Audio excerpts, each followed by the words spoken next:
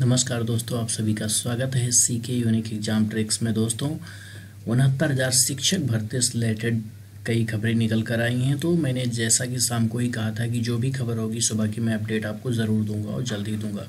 तो दोस्तों यहाँ पे देखिए, साफ शब्दों में लिखा है कट ऑफ फीस फीसदी क्यों बढ़ाई समझ से परे। कोर्ट का ये कहना है कि कट ऑफ क्यों बढ़ाई ये समझ के परे है। अब देखिए पूरी खबर मैं आपको बताता हूँ। कहा शिक्षा मित्रों को बाहर करने के लिए बढ़ाई कट ऑफ। तो यहाँ पर सीधा सीधा कोर्ट ने कहा है कि शिक्षा मित्रों को बाहर करने के लिए ही सरकार ने कट ऑफ बढ़ाई है। तो चलिए मैं आपको पूरी खबर पढ़ के सुना देता हूँ। देखिए यहाँ पे है, सहायक शिक्षक भर्ती परीक्षा 2019 के तहत 72,000 पदों पर भर्ती के मामले में हाई कोर्ट की लखनऊ खंडपीठ ने फैसले में कई सवाल उठाए। तो देखिए मैं थोड़ा सा जूम कर देता हूँ, शायद समझ में कम आ रहा होगा। हाँ, कहाँ गया भाई। कई सवाल उठाए। हाई कोर्ट ने कहा कि सरकार को कट ऑफ सीधे 20% क्यों बढ़ानी पड़ गई, यह बात समझ से परे है। आगे, चूंकि इस परीक्षा में बीएड पास अभ्यर्थी भी शामिल हुए हैं, ऐसे में यह लगता है कि सरकार ने यह कट ऑफ शिक्षा मित्रों को चयन से बाहर करने के लिए बढ़ाई है।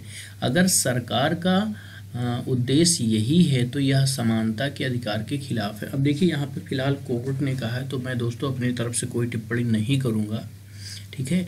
यहाँ पे चूंकि शिक्षा मित्रों को 25 मार्क्स वेटेज मिल रहा है, तो वो तो देखा जाए तो उनको प्लस पॉइंट हो जाता है ना। चलिए फिलहाल यहाँ पे अब कुछ देखना नहीं, पहले हम न्यूज़ ही आपको पढ़ के सुनाते हैं। देखिए, शिक्षा मित्रों का दूसरा और आखिरी मौका खत्म नहीं किया जाना चाहिए था। देखिए, हाई कोर्ट ने यह भी कहा कि सुप्रीम कोर्ट के 25 जुलाई 2017 के आदेश के तहत शिक्षा मित्रों को लगातार 2 परीक्षाओं में शामिल होने का अवसर दिया गया था और यह आखिरी अवसर था। सरकार इसे अपनी मनमानी से खत्म नहीं कर सकती थी। उसने किन्हीं और वजहों से कट ऑफ बढ़ाई जो गलत था। तो देखिए यहाँ पे दोस्तों आपको बता दें, जो मुझे लगता है कोर्ट के इस तरह जो मतलब कोर्ट ने इस तरह से कहा है, इन कोर्ट की बातों से ऐसा लगता है कि शायद भविष्य में इसमें कोई बदलाव नहीं होगा। मैटर डबल बेंच जाए तब भी शायद, ठीक है। तो ये मेरे अपने विचार हैं दोस्तों। चलिए आगे, कानूनी औपचारिकताएं पूरी। तो देखिए इसके विषय में कानूनी औपचारिकताएं पूरी हो चुकी हैं। तो देखिए आगे कहाँ है, मैं पूरी न्यूज़ पढ़ता हूँ। हाँ, कानूनी औपचारिकताएं पूरी कर 24 घंटे में शासनादेश भी निकाल दिया। अच्छा, हाँ ये पहले की बात है ना। हाईकोर्ट ने कहा कि जिस तरह से सरकार ने 7 जनवरी 2019 का शासनादेश जारी किया वह कानून के अनुरूप नहीं कहा जा सकता। सचिव बेसिक शिक्षा ने 5 जनवरी को सरकार को पत्र लिखकर कट ऑफ अंक तय करने की गुजारिश की और 24 घंटे में कानूनी औपचारिकताएं पूरी करके शासनादेश भी जारी कर दिया। तो देखिए ये जो है कोर्ट का तर्क है, ऐसा कोर्ट ने कहा है। देखिए पूरी मैं न्यूज़ आपको सुनाऊंगा यहाँ पे दोस्तों, बस बने रहिए। आगे, संविधान का उल्लंघन है शासनादेश। तो यह भी सामने आया है कि विशेष सचिव शिक्षा अनुभाग 4 बेसिक शिक्षा सचिव के निवेदन पर शासनादेश जारी किया, जबकि वे इसके लिए पात्र नहीं हैं। इसे कैबिनेट के बीच नहीं रखा गया, जो संविधान का उल्लंघन है। कहने का मतलब ये मैटर कैबिनेट में जाना चाहिए था, ऐसे में इसे शासनादेश या शासन का निर्णय भी नहीं कहा जा सकता, बल्कि यह केवल विशेष सचिव द्वारा जारी पत्र है। तो कहने का मतलब कैबिनेट में जाता, इस पर बैठक होती, सरकार कहती कि हाँ बच्चे इतने ज़्यादा शामिल हैं, मतलब इसमें कट ऑफ लगाना ज़रूरी है, तब शायद यहाँ पे ये बातें ना आती। आगे है, जल्दबाजी की ज़रूरत क्या थी। ये भी सही है। सरकारी वकील ने हाईकोर्ट में माना कि जल्द में शासनादेश जारी हुआ, लेकिन यह भी कहा कि इसके लिए सभी प्रक्रिया का पालन हुआ। इस पर हाई कोर्ट ने कहा कि उनके पास 24 घंटे के समस्त रिकॉर्ड हैं जो बताते हैं कि शासनादेश को किस प्रकार जारी किया गया। इस जल्दबाजी की वजह समझ नहीं आती। तो दोस्तों ये तो सही है, आप भी समझ सकते हैं ना कि थोड़ा सा गवर्नमेंट इस पे विचार विमर्श करती, कहती, अपना बैठक बुलाती, तो शायद मतलब ये तरीका तो ना ही होता जो आज कोर्ट ऐसा कह रहा है, इसकी नौबत ना आती। चलिए आगे मैं पढ़ता हूँ खबर को। खेल के बाद खेल के नियम बदले गए। तो देखिए दोस्तों, जैसा कि मैंने कल न्यूज़ में 2-3 बार इसको शायद रिपीट किया था, तो मेरे एक साथी ने कहा था बार बार रिपीट नहीं होनी चाहिए वर्ड्स। तो चलिए यहाँ पे देखते हैं खेल के बाद खेल के नियम बदले गए, जैसा कि 2011 की भर्ती में हुआ था, यही मैटर था मेन।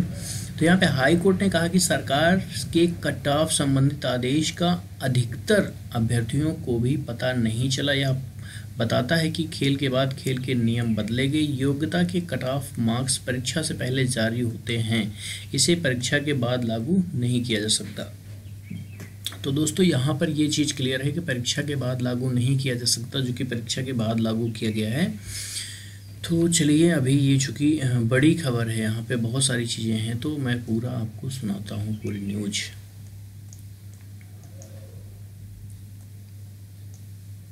मामला एक नज़र में। 69,000 शिक्षकों के लिए आयोजित यह भर्ती परीक्षा 6 जनवरी 2019 को आयोजित की गई थी। इसे लेकर एक साथ 99 याचिकाओं के जरिए हजारों शिक्षा मित्र अभ्यर्थियों ने 7 जनवरी 2019 को जारी शासनादेश को चुनौती दी थी। बेसिक शिक्षा विभाग के विशेष सचिव द्वारा जारी इस शासनादेश में परीक्षा के समान वर्ग के लिए 65 और आरक्षित वर्ग के लिए 60% अंक अनिवार्य किए गए थे। आगे याचिकाकर्ताओं का कहना था कि 1 दिसंबर 2018 को जारी शासनादेश और 5 दिसंबर को जारी परीक्षा के नोटिफिकेशन में इस प्रकार के कोई कट ऑफ अंक निर्धारित नहीं किए गए थे, यानी सरकार परिणाम जारी करने के लिए कोई और तरीका सोच रही है। तो ये जो है कि पूरा मैटर हो गया दोस्तों। चलिए, अभी और कुछ इसमें है तो उसको भी देखते हैं। देखिए आगे है, याचिकाकर्ताओं की ओर से 93 वकील थे इसमें। देखिए दोस्तों, सुनवाई के दौरान 93 वकील याचिकाकर्ताओं की ओर से कोर्ट में पेश हुए। वहीं सरकार और विभिन्न विभागों के लिए 3 सरकारी वकील व बाकी प्रतिवादियों की ओर से 9 वकील शामिल हुए थे। अब देखिए यहाँ पे और चीज़ें हैं जो भी हैं उसको हम देखते हैं। आगे शिक्षा मित्रों के प्रति सरकार का पूर्वाग्रह। अपने टिप्पणी में हाईकोर्ट ने कहा कि परीक्षा करवाने से पहले योग्यता कटाव जारी नहीं करके सरकार ने सभी अभ्यर्थियों और विशेष तौर से शिक्षा मित्रों के प्रति पूर्वाग्रह को दर्शाया है। दोस्तों, पूर्वाग्रह का मतलब पक्षपात होता है। क्योंकि सरकार को शिक्षा मित्रों के लिए 2 परीक्षाएं करवानी थी, उन्हें एक जैसा होना चाहिए था। दूसरी ओर national council for teacher training के अनुसार सहायक शिक्षक भर्ती परीक्षा अनिवार्य नहीं है। ठीक है, मतलब ये जो दूसरी परीक्षा ली गई है वो अनिवार्य नहीं है, लेकिन प्रदेश सरकार ने इसे अनिवार्य किया। यह परीक्षा में शामिल होने वाले अभ्यर्थियों पर कट ऑफ के रूप में दूसरी शर्त नहीं लगाई जा सकती। ठीक, तो ये जो है मतलब कोर्ट का अपना कहना है। अभ्यर्थी पढ़ने से कट ऑफ बढ़ाने का तर्क नहीं माना जा सकता। चलिए, ये तो फिलहाल यहाँ पे क्लियर कर दिया कोर्ट ने। हाई कोर्ट ने सरकार के उस तर्क को सही नहीं माना जिसमें कहा गया कि अभ्यर्थियों की संख्या करीब 4 गुना होने की वजह से कट ऑफ बढ़ाई गई। हाई कोर्ट ने कहा कि सुप्रीम कोर्ट के आदेश के बाद शिक्षा मित्रों को मिले मौके, पहले मौके के लिए हुई परीक्षा में केवल वही शामिल थे, जबकि दूसरी परीक्षा में जो उनका आखिरी मौका है बीएड अभ्यर्थी भी शामिल है। उन्हें पूर्व में परीक्षा देकर पास हो चुके शिक्षा मित्रों के मुकाबले अलग तरह से नहीं देखा जाना चाहिए। तो यहाँ पर ये भी तर्क है अपना। देखिए, और थोड़ा सा है, अभी मैं पूरी न्यूज़ आपको बता रहा हूँ। यह फंसा था पेज। सहायक शिक्षक भर्ती परीक्षा 2019 में टीटी पास शिक्षा मित्र अभ्यर्थियों और बीएड कर चुके अभ्यर्थियों दोनों को शामिल किया गया था। याचिकाकर्ताओं ने शिक्षक भर्ती मेरिट लिस्ट के लिए सरकार द्वारा तैयार किए जा रहे चार्ट पर कड़ी आपत्ति जताई। इसे सरकार ने हाईकोर्ट में प्रस्तुत किया था। इसमें अंकों को अपने मनमाने अनुमान के आधार पर तय किया और दोनों श्रेणियों की मेरिट समान बताने का प्रयास किया। यह चार्ट इस प्रकार था। देखिए, चार्ट भी आप देख लीजिए क्या था। देखिए दोस्तों, यहाँ पे शिक्षा मित्र का और गैर शिक्षा मित्र को अंक 10वीं में मिले 10%। तो देखिए यहाँ पे शिक्षा मित्र का 3.5 और गैर शिक्षा मित्र को इतना बताया गया। 12वीं में 3.5 6.7 है। ग्रेजुएशन में 3.5 और 6.7, मतलब एक बराबर इसमें ऐड किया गया है। बीटीसी बीएड में 10%, यहाँ पर शिक्षा मित्रों को 5 बताया गया है और इनको 6.7 बताया गया है।